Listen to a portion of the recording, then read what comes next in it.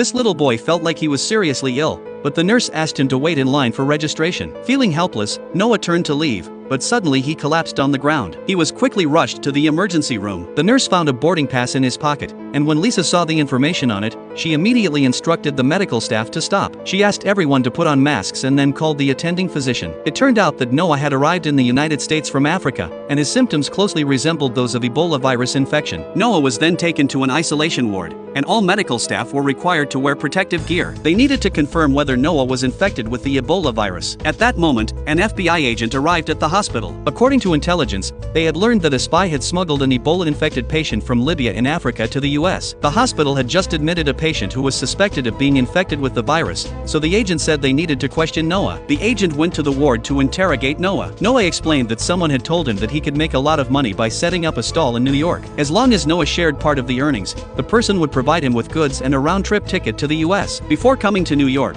the person had also given Noah a vaccination. Noah had started feeling unwell as soon as he left the airport. At this point, the attending physician said that Noah had simply been misled by others. If he had truly been sent by a spy, he wouldn't have come to the hospital for treatment. The physician's words successfully convinced the agent. However, Noah's condition suddenly worsened. Lisa immediately rushed to assist Noah. He was already having difficulty breathing. Lisa quickly told him where the oxygen mask was and urged him to grab it himself. Noah struggled to reach it but fainted before he could get to the mask. In a panic, Lisa rushed into the room without putting on her protective helmet. She immediately began administering oxygen to Noah. By this time, Noah's heart rate had been steadily decreasing. In a crisis, Lisa frantically searched through a drawer for adrenaline. Fortunately, after administering the adrenaline, Noah's heart rate returned to normal. However, an unexpected incident occurred. Lisa's gloves were torn by the drawer, and her hands came into contact with Noah's blood. Since the Ebola virus is transmitted through blood, Lisa was soon isolated. The next day, the FBI agent brought good news. They had successfully captured the spy, and after interrogation,